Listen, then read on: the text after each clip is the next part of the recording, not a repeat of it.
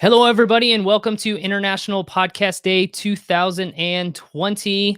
We hope you are all enjoying the celebration, the day-long event, wherever you are, whether it's New Zealand, Malaysia, Japan, Europe, France, the United States, Caribbean community, wherever it is. Happy International Podcast Day, everybody. We are really excited this hour to feature Focusrite, who is our gold sponsor, and in partnership with Harry Duran from Podcast Junkies. We have an awesome panel of veteran podcasters here that are going to be sharing some of their insights and their stories and their knowledge with the podcasting community. So I want to welcome each and every one of you, Suzy, Julian, Ian, Patrick, and Harry. How are you all doing tonight? Doing really well, Dave. Thanks for having us. Yeah, thank good. you. Doing great. Good. Well, I'm going to get out of the way, and happy International Podcast Day, everybody. Thanks, Dave. And I want to just start out by thanking Focusrite, who worked with Dave to secure this slot. It's actually become a pretty coveted slot now every year because with 1.4 million podcasts in the Apple Podcast directory and only 24 hours in International Podcast Day, I imagine there's a lot of people who probably want to get in front of this audience. Spotify is even now talking about International Podcast Day, so we officially made it. So I think what's interesting is just what we wanted to do today is paint a picture about the variety that's available when you podcast, that you're not locked into a specific genre or even idea when you're getting started with your podcast. And so I want to cycle through everyone here. I got a bunch of questions, and naturally, as a podcaster who loves to interview podcasters on Podcast Junkies, I'm a bit of a geek when it comes to this sort of stuff. So I appreciate Focusrite for having us on, and I'll dive into it. So we'll start with you, Patrick, because this is the order of how I see the cameras on my screen, and then we'll cycle through every one. I just want to let people get an overview. So when you talk about your podcast, I'd like you to describe your show as if you were explaining it to your grandmother. Oh, gosh. Well, my grandmother would think it was very cool, first of all. But it is a show it's called the Big Seance Podcast. And it's a paranormal, spiritual podcast. We always kind of straddle the line of paranormal and spiritual. I think sometimes there's podcasts on either end of it, but not very often in the middle.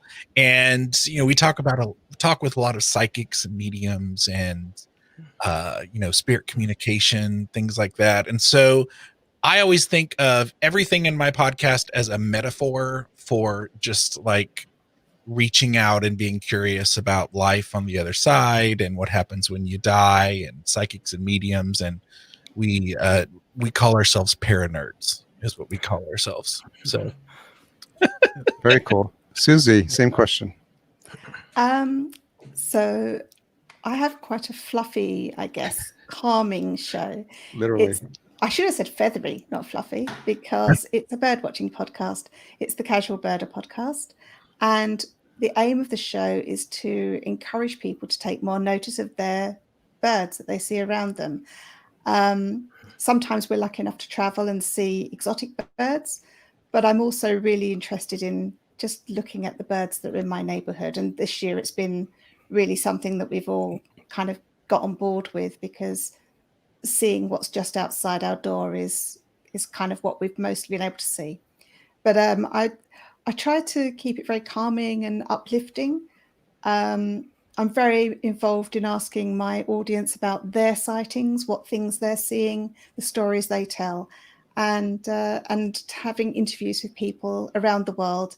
Some of those are experts and can tell us great science about birds, and others just tell us about the birds that make them feel great when they see them. Very cool. Julian, you're up next on my screen. So how would you explain when a member of your family asks you what you do?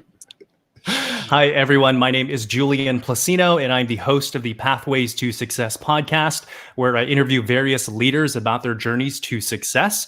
And I've had the great fortune of interviewing company founders, CEOs, New York Times bestselling authors, TEDx speakers, a litany of incredible people. So I interview amazing leaders across disciplines about their journeys to success. How does that go over in the household at Thanksgiving when you when you mention that when you mention your show? Yeah, in the beginning, it was kind of like this funny thing that I was just sort of doing on the side, and then it sort of took a life of its own, And now it's 177 episodes later, and sponsorships and getting signed by a talent agency. It's podcasting has truly transformed my life in very public and verifiable ways. So people think it's cool now. Yeah, it used to not be cool. People used to be like, "What's a podcast?" And depending on when you started, so or "Oh, that's cute. You have a." Exactly. Yeah, exactly.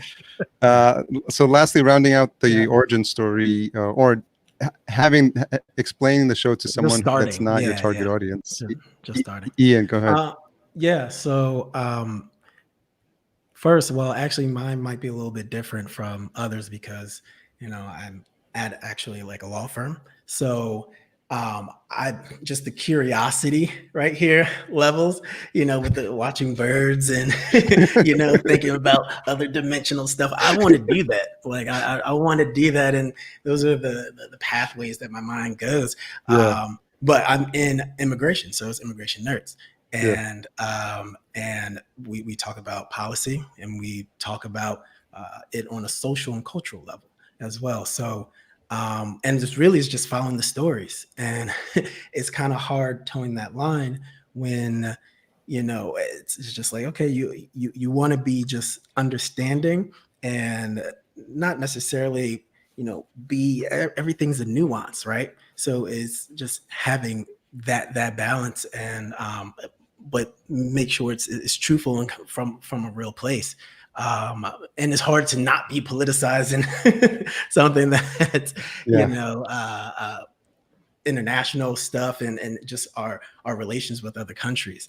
So hopefully I get to illuminate. I mean, obviously we do the wonky sort of, hey, this new policy came out or this proclamation, and that goes into the more just educational side, and then also sit down from I had Mona Johnson, like she was U.S. Lieutenant Colonel, right, and like noted to be one of the first Arab Muslim women to be in the U.S. Army, right? So sitting and having those conversations with people who really pushed ground, people who really did something and made their way, and to be able to pass it on.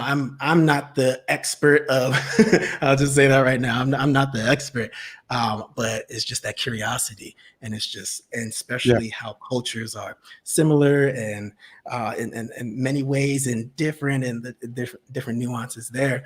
I like the taste of everywhere. So and then that's how we kind of display it for very cool. our listeners. So interesting, something you said, Ian, this idea of being an expert. And I would imagine all of you, I went through this myself, this idea of imposter syndrome. Like, who am I to pick up a microphone? Like, I'm not the first one in this subject area. There's 10 people doing the type of show that I want to do already. I don't have technical knowledge. So start with you, Suzy.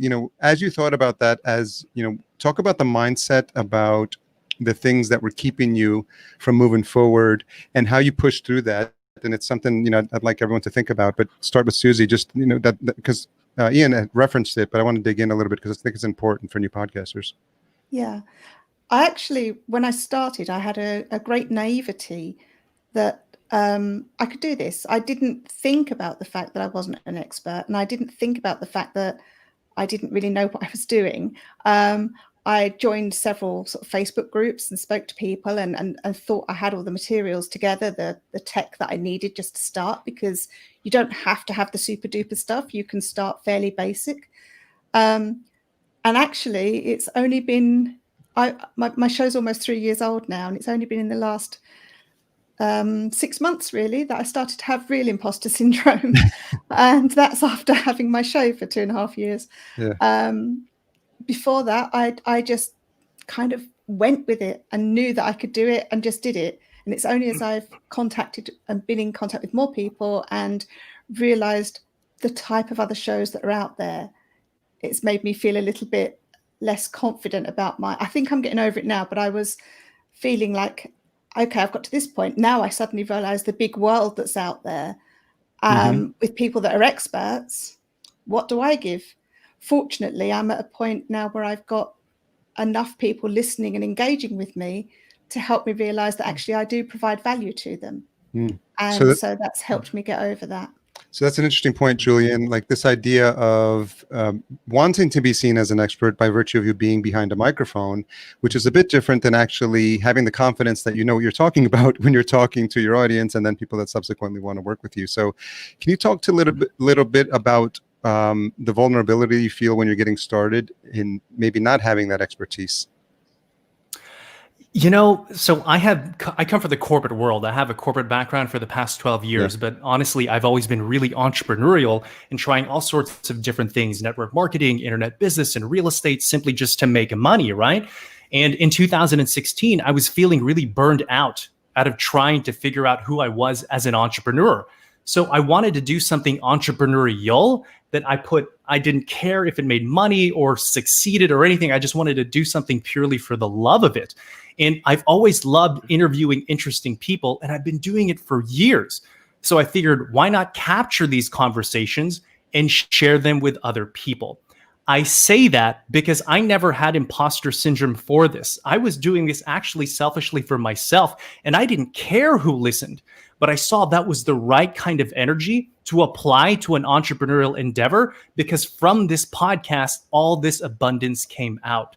So for me, it's just get started. Know the first few episodes are going to kind of suck, but you're going to improve along the way. That's very important. And that for sure. Yeah, Ian, I was just actually just going to ask you about that, because you talked with your story is interesting about almost creating a role for yourself and then deciding how you were going to launch a show. So talk a little bit about that.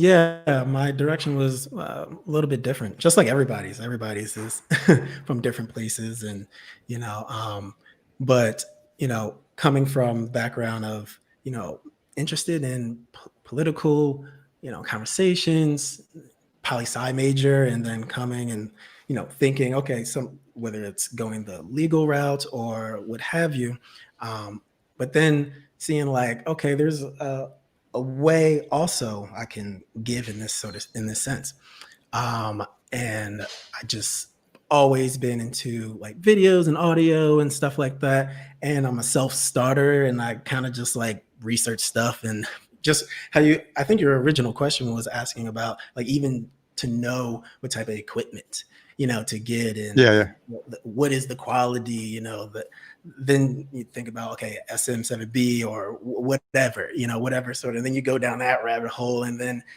just going and understanding the equipment side, and then the sound side, then like editing, you're doing about like 4 or 5 different jobs, because when you really think about it, these, large podcasts, they got 6-7 people working on. So you have the researcher, and they go deep into whatever sort of documents in some dusty, library or something, or, you're the technical side and just listening for the background noise and cutting that up, and then just learning how to EQ. Like there's people who are that, and that is their job and perfected to a T. Now, I'm not saying like, hey, I'm going for that, but that's like a specialization. And really, honestly, I don't even have to really be up in front of people, be the voice. Is really the ideas. And I think that's what all you guys were talking about, is just like, what are those ideas that's interesting, that pushes one, you forward, and then also that just might be helpful. Like, okay, hey, take it with a grain of salt, but I think whatever, like, and that's, I think that's helpful on some level. Totally. Yeah. So Patrick, I maybe talk a little bit about your background, and I don't think when you got started, you were intending to be podcasting for this long. So I'm wondering, related to what some of the other guests are saying, your thoughts on it. Well, I can tell you for podcasting in general, I've gotten pretty comfortable, and that is just simply because I listen to every podcast about podcasting out there and shows like your show. And we have some amazing voices in the podcast space that have, or podcasting space that have been out there. And I listen to all of their shows and feel like I've taken, I have a degree from all of these voices that are just giving to the podcast community, and then I also, my main gig is teaching middle school students, and I'm a music teacher. And, once every quarter to several classes, I also teach podcasting units to middle school students. And so then I'm able to also put that to use with those students and introducing, this nerdy world to them. Where my imposter syndrome comes in is in my content. And I've kind of settled in that area too. At the beginning, I started out as a blogger, and it was really just a way to document my journey of my spiritual shift, that I was having, and just learning about spiritual topics, and had like big aha moments. And I was like, I have to, not everybody around me is this kind of nerd, so I need to have a place to vent and talk and ask questions. And so that's what it started out as. And I try a lot of things, like, for example, spirit communication. I try a lot of things and fail, but I'm obsessed with trying them and learning about them. And so I definitely now have gotten to a comfortable place where I can laugh at myself and make fun of myself. And I know a lot about a lot of different things, but so not an expert.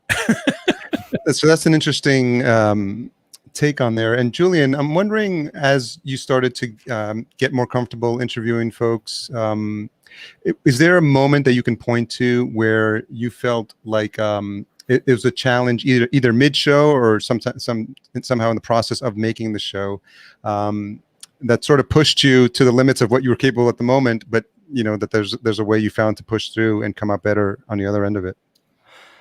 I suppose in the beginning, like I didn't really have a network. I had no credibility as a podcaster, so I was having issues finding guests to interview, So in the beginning, I interviewed my sister, I interviewed my best friend, but it started to gain a critical mass because people were having such a great experience on the show. They started to believe in the power of content. And probably after episode 10, everyone started referring other people. People started to find me online. And now it's like I have a backlog of people to interview for the podcast. Booking agents reach out to me. So it was that. To me, that was market validation that what I was doing was good and useful. So Ian, talk about how, obviously you said this is something that you came into the law firm doing, and you basically build a position for yourself with the podcast. So how did you level up, so to speak, in terms of being a host? Because that's something that you're not taught, regardless of where you come from, unless you grew up in radio, but it's a skill you need to learn. So I'm wondering specifically about that, how you grew into that role. Right. The real corny answer would be like research, YouTube, Google, like look through it, search it. Like, all right, read the articles. Like, okay, how do you? All right, put. So that's on a base level. Yeah. But conversations is always I listen to a lot of stuff and then it's trying to filter. Okay, like this stuff makes sense. This do boom boom boom. And even when you're having a conversation with people, it's smoothing that out. You know what I'm saying? It's there is a particular pace or structure or just flow to conversations, and if you practice that, you get better at it, right? And for me, it's just like I gotta lead with curiosity. Like that's that's like the word of the deal. Like, because then you can sort of relay in real time. You're not overthinking or what have you. It's you're just feeling the expression and let it be sent over and understood. So so it's a growing process. It's a growing process. And when you say say it again, the syndrome, imposter syndrome, right? Like shout out Gabrielle Blackwell, but like I was just looking at that read today, actually, and it's the feeling is just, you know, having the authenticity and whatever you're doing and leading that, you know, true, that's good. But, you know, having those blinders is great when it's go time. Okay, go. But when you're having a situation where it's it's two of those, Harry kind of threw me off because he went away. I was like, oh man, I was There you are. I was like, you gave us a scare there, Harry. I was gonna wait there for you. Right, who's taking over from here? Wait there for you. Yeah, so that's the thing. That's the pass off. There you go. Well, the beauty of having everyone being a podcaster on the panel, I'm fairly confident that any one of you could, in a pinch, just jump in. So. Because you got to care about. So everybody's good. Everybody's good. Yeah. Yeah. So I want to kind of put you to the podcast host test on the air, and so I'd like each of you to ask someone else on the panel a question based on what you've heard about their show. Who'd like to volunteer to go first? I'll go. So no, with Julian, I was going to ask you. So, just what was the first sort of spark of you knowing that, hey, I want to speak in front of others, and I have a particular understanding or something that I'm looking into that I care about that I would like to share, or even that you would you thought you'll be good on the microphone, like even stuff like that, like, oh man, who should I do? Like, okay, but you don't think about that, right? But so yeah, what gave you that sort of spark and head in the direction of audio? You know, honestly, when I first started the podcast, I was very heavily influenced by Lewis Howes' School of Greatness. And I listened to hours upon hours of like what he was doing. And then I thought, you know, I'm kind of doing this already, but just not capturing these conversations. So I knew I had the ability. Also, my background is recruiting. So I've conducted thousands of interviews, but this was a different spin on the skill of interviewing. Right. So I knew those things kind of lined up. And then I found a mentor that taught me the how-tos. I'm big into finding people who've already created the result that I want to create, because that person represents a methodology of how-to. I was introduced to Jason Croft, so shout out to him. He was the host of Startup Dallas. And because I could see his work, I could see that he was also a valid mentor. So we became friends and he showed me the ropes and I started podcasting ever since then. So it was a little bit of vision, belief, and just getting started. For sure. 100%. Very inspiring. So Patrick, Suzy, or Julian, a question for... Okay. I would like to ask Suzy a little behind the scenes. Suzy had mentioned she wasn't aware of too many other podcasters, I believe is what you said, in your area. Is that what you were saying? In my town, yeah. Okay. I was curious to know if you'd considered branching out even in your local community and introduce yourself as podcaster there, or if no one around there knows you as a podcaster. Oh, I'm always talking about the fact that I'm a podcaster. People can't stop me. No, very early on, I met up with a community in London, the podcast support group, and was hosting meetups with them. And I also reached out to the Britpod scene, which is a collective of British podcasters. And through that, did some outreach within my town, Basingstoke in southern England, because I wanted to try to encourage older people to listen to podcasts. So I did a couple of talks at the local library to introduce them to the idea of podcasts. And because my show is, I think it's accessible to quite a lot of different ages, but I think it's the sort of thing that people who don't really know much about podcasts might listen to, because it's stories and it's about animals and it's quite a calming, gentle show. I thought it would be ideal for reaching out. But yes, I did actually find a few other podcasters in my town, which I was shocked at because I thought I was the only one. And then today I found another one. It's like, well, where are all these podcasters coming from? Surely this town is my town, not theirs. But I'm very sort of into outreach. So yeah. Well, everybody else is apparently introverts and hiding. I'm the one that gets on the train and hands out business cards and says, I'm a podcaster, take a listen. Yeah. Julian, have a question for anyone on the panel? Yeah, I'll direct a question back at Ian if that's okay. So, Yeah, of course, yeah. Ian, what do you hope to accomplish with your podcast? What are the challenges that you're facing, and how can we all here pool our knowledge to help you address those challenges? Yeah. Thanks for the question. It's really, getting it to, it's hard because, we're kind of in a niche, all of ours are in niches. So it's finding that community, right? And people who understand and care, and that it sort of makes it their lives too, in some sort of aspect, because whether, usually it's attorneys or some policy analysts, having on just professors or whoever. So those are the people who work their careers in that. So it's being that a part of that conversation. And when you're one of the only ones in that, I knew a couple of other like immigration podcasts, and we kind of see what you're doing, like, oh, okay, that's interesting. But it's really building up that network. That's what it's about.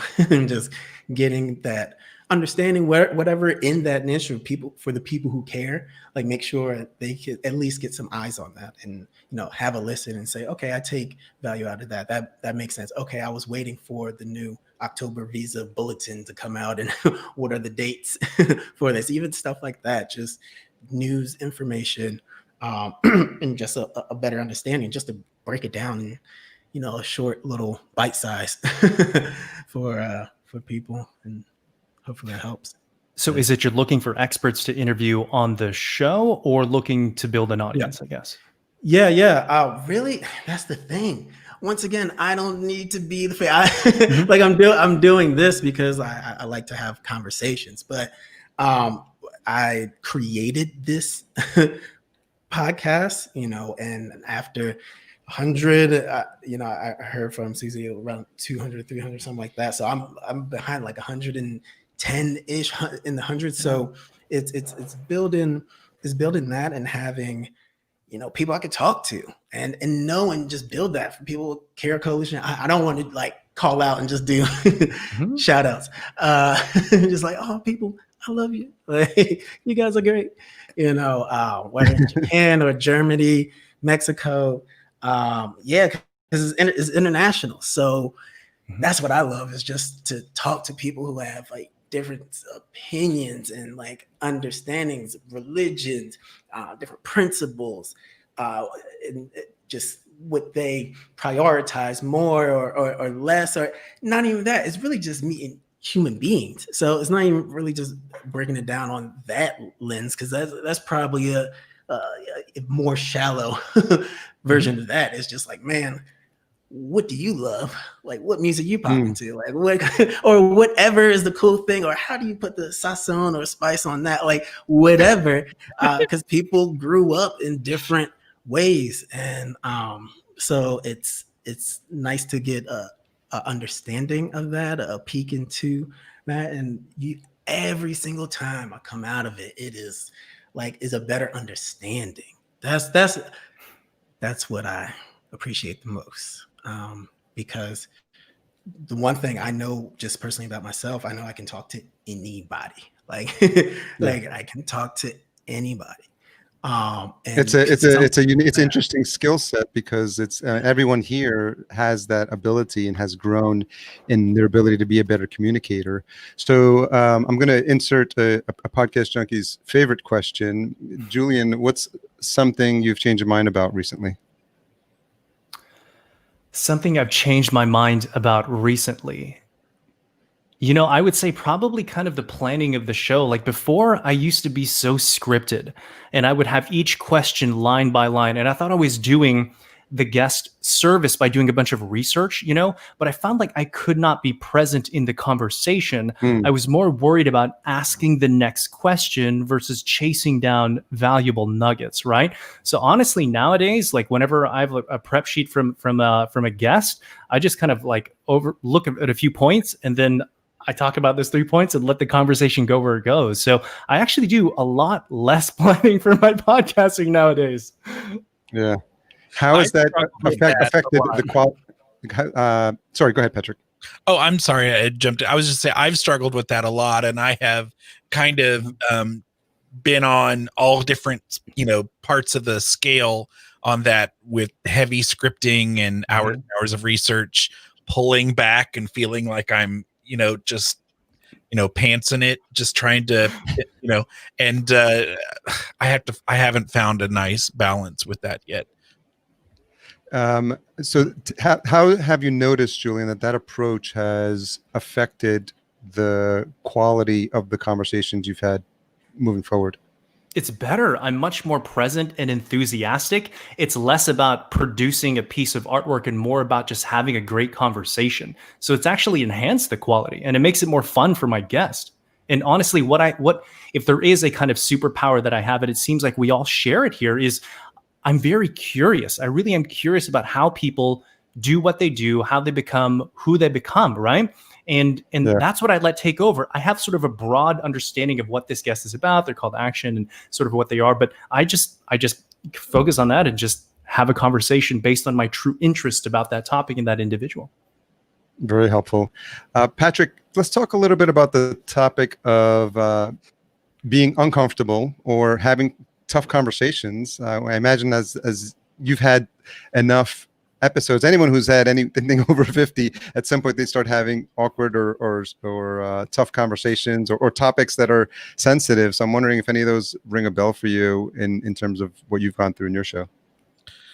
Well, I guess what pops in my head now, most recently with this pandemic, is with talking about death issues and spiritual issues. A lot of people in the last year have had to deal with it in a way that, at least here in the US, we haven't had to deal with that heavily in a long time. And, in our modern day, we don't deal with death as well as we used to. And you had to be a part of the dying experience or the burial experience, or preparing body and having a funeral in your own home and things like that. And a lot more people have been experiencing death and are grieving and are struggling to discuss it and process it. And that's been one interesting thing. Another interesting thing about finding guests is that I've actually, in the last, 5-6 months, been reaching out to experts in, like death doulas and a lot of people in the know on the topic, but they're all busy because they're all out being heroes, Wow. So it's come up in episodes, but not in a, you're the expert, talk to me, because I'm like, I'm not going to bug them. They're out doing the work, Very interesting. Yeah, I think what's interesting is that what I've noticed over the years is that we have a persona that we feel like we want to project when we start our show, and then we have a voice in terms of how our tone, our consistency, our topics, how prepared we are, or how casual we are in our conversations, and the show starts to take on your personality. And so I'm curious, and Suzy, we can jump. You can take a stab at this, but how much of your personality do you begin to let bleed through? Because every one of us is going to make a personal choice as to how much of who we really are, like our closest friends know, to come through. So I'm wondering how you've thought about that as you've grown your show and just introducing parts of yourself. So I think I'm pretty authentic in my representation of myself on my show. I'm open and honest. Obviously, I don't go down into every single detail, but the kind of things that I talk about on my show, because it is a a friendly show, a calming show. I tend not to talk about things that would cause me grief. I don't touch on topics that I feel what would it be like? I don't really talk about hunting. Yeah. I've got friends that hunt who are bird watchers, and they do eat what they hunt. I really am passionately against sport hunting, and I recognise that would turn a lot of people off. There are people out there that really love birds, but they love sport hunting, Wow. and I just don't find a need to talk about it on the show. But if pushed, if a topic came up that really needed it, I would do it. But I figure it's my show. I get to choose the conversations. And there are other bird shows out there that are dealing with more sort of the grittier parts of that. So there are people that will talk. Recently, there was a big die-off of birds in the southwest. And it was now thought to be a weather event that meant that they were all starving and they all died off. It was thousands and thousands of birds died off. I haven't covered that in my show. I don't feel that that's something I necessarily need to talk about. If I was talking to a particular guest and they brought it up, that's fine. I would, I'm not censoring things, but I've got a certain vibe for my show, and that's how it comes through. The only thing I would say about not being authentic is that in real life, not on the mic, I am, and I've probably been a little bit more subdued here because it's 11 o'clock at night and it's pretty tiring, but I am quite an animated speaker. I get very enthusiastic about things, and I'm very kind of like, I speak very quickly. But in my show, I don't. And I've really shocked myself about how, because I'm a solo podcaster, I do script my show, but I script it in my voice, how I speak. So I hope it doesn't sound too red. It sounds like it's me. But I actually come across a lot slower and a lot more paced than I am in real life. And I actually wonder if that's truly how I am. And the only reason I speak so fast in real life is because I'm worried I'm going to lose people's attention. Whereas on my show, I don't need to know that. I pace myself because of what I do. So, but I think I'm pretty authentic. I'm sorry for taking over the show there, right? But it's always all about me. Well, that's why I'm a podcaster. Yeah, I know you get five podcast hosts on a mic or on a, and it's me. Yeah. I like that. That's the deep dives, though. Those are the deep dives. And it's just whatever. It takes some time to find the thought and work through a complete thought.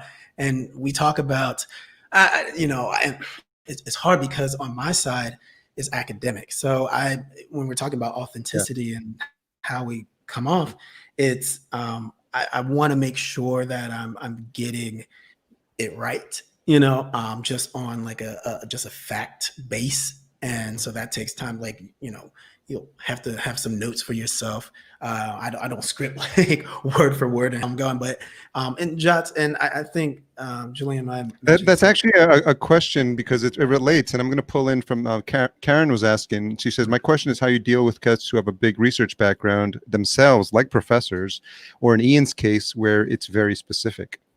So kind of building on what you were just saying, but just to point to Karen's question as well. Ian. Say it again. Yeah, just specifically, Karen was asking like how you deal with guests who have a big research background, like professors, or like in your case, where you're specifically talking to people who are probably like, subject matter experts in their industry. So I'm wondering how that colors how you approach it. Right. So it really is finding, just building that base of, okay, you're scheduled, one day is like a research day. I don't like to like mix it up like, okay, I'm editing today or researching about this or finding this or the different aspects to it, kind of break it up into like, this is a schedule for just learning about this person, or if I have an author on to read its book, and or just to have, so I can highlight things and know what to say and have a conversation. But it's, yeah, it is. It's a balance, because you're dividing up your time, and you're kind of dividing up two different minds, like the technical mind or the interview mind, and having that conversation. This right here, I feel like more at ease here. It's just live talking to people, that sort of thing. But I think because it's like the academic, it's just like, okay, I want to make sure I don't want to misquote. It's not 875, district attorney is 885 district. And then you're just like, okay. So it kind of I think as it was mentioned, like it kind of slows down the pace.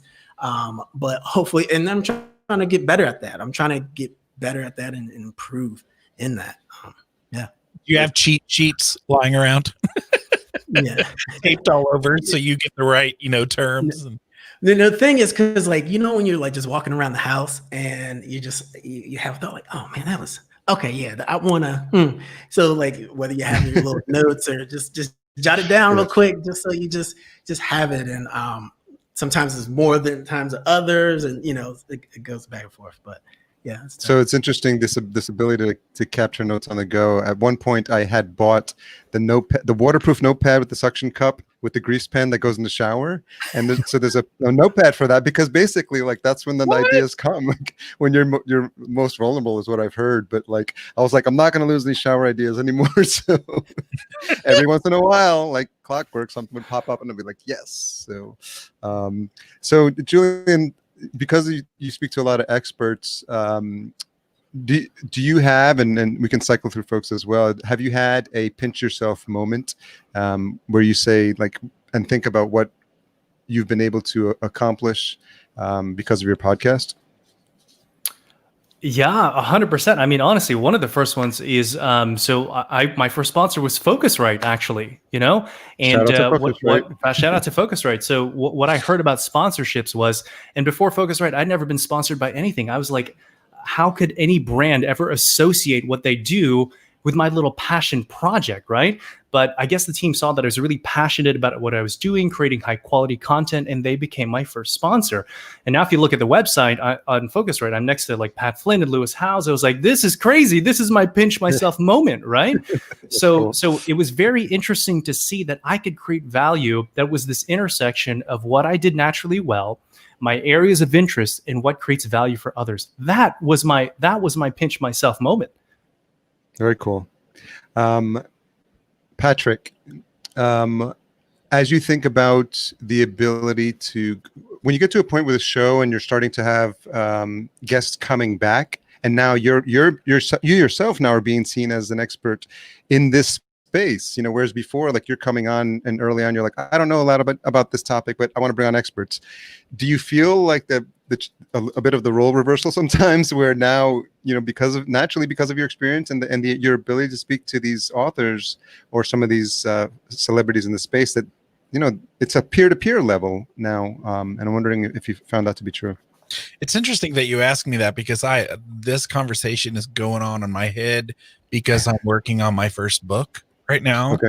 And it's derived from my podcast, and so I've been bouncing back and forth on, is it a memoir or is it what do you call that's a memoir but is also, here's what I've learned from all these people that I've talked to on my podcast, so it's like, is there an in between? And I've talked to a lot of respected authors and people who would be great at coaching at this type of thing, and they're like, dude, it can be whatever you want it to be. It can be a memoir. It can be, here's what I've learned from all of my guests and experiences. And so I'm still knee deep into it, and I haven't figured out exactly, but I've had that question is what I'm arguing with myself right now. Do I do some of the topics that I want to bring up that I know a lot about? Am I going at it as a expert in it, or am I just, I don't know, it's interesting how to do that. Who has advice for Patrick? As far as reaching out to, well, his that dilemma in terms of just to kind of do a quick brainstorm here in terms of like where he's at and where he wants to take the book. Obviously nothing that's set in stone, but just something to get his mind moving. Yeah. Yeah, I think that's it is hard because it's a balance, right? Like it's hard. I see exactly where you're coming from, Patrick. I'm just sort of relaying it. But yeah, it's trying to find that niche, and then like me, I'm might be particular. I have a specific area that I talk about, whether it because it's immigration, right, specifically. But then having other areas that you really care about, and it's just like balancing that. And one is because you're representing something, not only yourself, something else, and it's just like, okay, you want to keep with it, but it's just like, man, how do I tag in crypto and immigrants international, or psilocybin and like Paul Stamets at the same time, like, and then I just sit back and like Lex Friedman or the 85 South show. Y'all probably won't know about that. That's like comedy side, and it's just like real cultural, and it's just like what's happening today. Like I'm listening to the people who are creating culture, right, and building culture, and really it's just you just sitting back and asking questions. You just like, yo, you see this? Like, how about these Air Forces? Are they fire or like no? Or what is the understanding of the universe and yourself and meditation, and how long to do it, and what type of bhakti yoga? Like you can go anywhere. You can go anywhere. Come on, and that's what's interesting. And I feel like MySpace. I'm not sure if it's MySpace. Is just the clash of the things. You know what I'm saying? Yeah. And everybody has things that they gravitate to, what interests them, and we're not a monolith. Anybody, like we have different, things that we enjoy, and it's putting it all together. And hopefully, if I put my package together, I'll be like, yo, I think this is dope. I think this is cool. Like, and they're like, hey, cool. Thumbs up. It's interesting as I hear all of you speaking, like if there was a bit of like a board game, and you could take like me as the host, but then the topics would be shuffled around. So just, if you guys want to do at home, play along at home. But if like, Julian all of a sudden is now the guest host for Suzy's Birdwatcher podcast, like what does that sound like? Like I'll watch that. If Patrick is now hosting Immigration Nerds, like what does that sound like? Right? I'd be lost. Yeah, I would not want to do that. But it just goes to show, very like, interesting. Because you think about it, like when we work with new shows and stuff, we tell clients like you could take the same exact show and put 5 different hosts on it, and you would end up with 5 completely different podcasts. Because to your point, and something that all of you have highlighted is the fact that your individual experiences brought you to the place where you felt like this is the show that is the right fit for me in this moment right now. But something that Steph was asking in the chat, and we'll start with you, Julian, what type of podcast, because as podcasters, don't lie and tell me you haven't thought about another podcast idea, because if you say no, then I know you're lying. So because it just comes natural, and it is a shower moment. But Julian, what other show, have you thought that you could start not at all related to what you're currently talking about? It's kind of not related, but related at the same time, because I have a lot of entrepreneurs tune into the podcast, right? And that's something that I'm deeply passionate about. And something that I've been thinking about is how do you get customers podcast? Because what's really interesting, I could talk to any kind of company out there, whether it's a roofer, fencer, plumber, corporate organization. There is a process of how they acquire customers. And when you learn these processes, you can sort of cross-pollinate and adapt them into different industries. And I thought that would be really interesting. But again, I draw a very kind of corporate and also entrepreneurial audience, and that is a show topic that I have actually added to my Trello board. So, okay, Suzy. So the only other show that I think I would really enjoy doing is getting together with a pal and doing one of these reviews of series. So probably something like Lord of the Rings or X-Files, but it's been done to death. But then I'd bring my own personal unique spin, so it'd be perfect. But honestly, I love my show, and I've taken it in so many different directions, and I've got so many ideas about where else I'm going. It's almost like I've got several different shows just under the one. That's true. The one thing. So at the moment, I've got, loads of plans. I don't have plans for a second show necessarily. Thank you for giving me the idea. Patrick.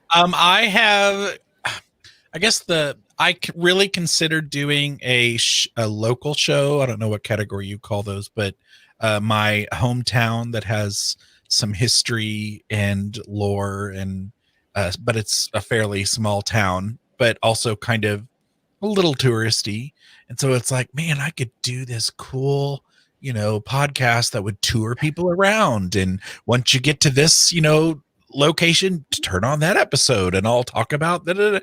And I was like, oh my gosh, 20 people would hear that podcast. What are you talking about? That's probably as close as I came to trying something like that.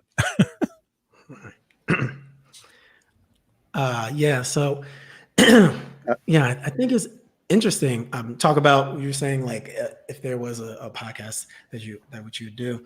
I'm really just areas focused. So I like international. I like to keep it in that space. Immigration is partly that, and we get to talk about the economics, right, of immigration. Like when someone comes over to the United States, we literally have policy analysts that does the research and check of like, okay, what's their economic output, and like they actually do a net positive for the country, right? And it's statistic, what I'm saying, research, they put more into the system than they take out, right? And it's hard because it's international, right?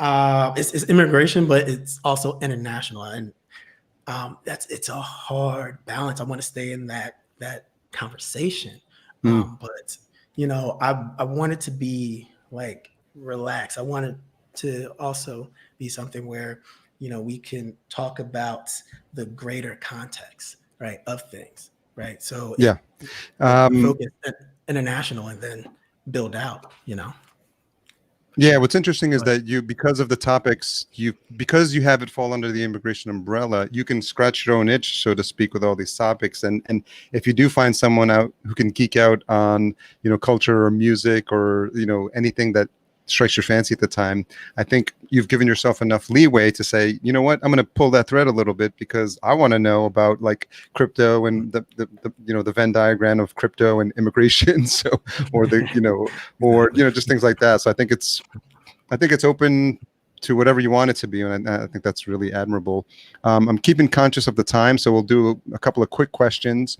We all wouldn't be here if not for the support of teachers, friends, mentors, family. So when I ask you, and we'll start alphabetically by your first name, so you guys can figure that out pretty quickly. When I ask you, who comes to mind as someone that you are grateful for, and why? If it's quick, let's keep the answers quick. When it comes to where you are with your podcast, right? Ian. For me, I knew the letters, but definitely my mother. You can't. That's number one. That's the Good answer. That's everything. And a lot of people. Then if I'll keep on going on, I'll keep on shouting. Okay, we'll go from mom. There you go. Julian would be next. The person that comes to mind is Dan Hewley at Focusrite, because he believed in me when no one else did, but it was because of that partnership that allowed me to start my first initial episodes, build a personal brand, and ultimately transform my career. So Dan, if you're watching, man, many thanks to you. Dan's in the chat. Awesome. Patrick. Jim Harold of the Paranormal Podcast. Okay. Suzy. Oh, I'm going to sound like a suck up here, but you, Harry, and for actually interviewing me very early on in my career. And I'd want to give you a big shout out to Helen Zaltzman and Steph Fuccia, because they've really supported me as well. And that was not planned, folks. I've got to give you a big head. Just slide over a little, Okay, one last time around, in reverse order. What's the most misunderstood thing about you, Suzy? That I'm a very calm and collected person. Okay. Patrick. I noticed this has been very common on your show, but I very much am Reclusive. Okay. Introvert. Yeah. Julian. That, I'm overly rigid and too professional, right? But this is honestly what comes out whenever the microphone turns on, and it's consistent across the board. But I promise you, I have a sense of humor too. Ian. Good. The misunderstanding. I don't know. I'm sure they got a long list. I don't know. I think because I have different sides of me. Like that's probably the thing. Okay. Because like I could be hip hop one day, listen something, and then like I can go like class. It's just whatever science of the world around me, and some people's just like it's just being boxed in. Everybody has that feeling. So Yeah. it's just like being like having different interests, but being able to move into those and be curious and like figure out. That's kind of like where I am for sure. And Very Dave, cool. Dave is back. So. How do we do, Dave? Hey, you guys are awesome, man. I want to thank Harry, Patrick, Suzy, Julian, Ian for and of course Focusrite for putting this together and of course supporting International Podcast Day, supporting independent podcasters and everybody across Focusrite. Yeah, absolutely. They've been amazing. They continue to kind of push their presence into the podcasting space, and so I want to thank them. And of course, Harry's with the graphics now. Right. Steve, International Podcast Day team from Focusrite. We appreciate all your voices. We want to thank you so much for contributing and being part of this amazing event. So thank you very much. Thank you. Thank you. Thank you. Appreciate it. Everybody have a great International Podcast Day, and we'll see you guys soon.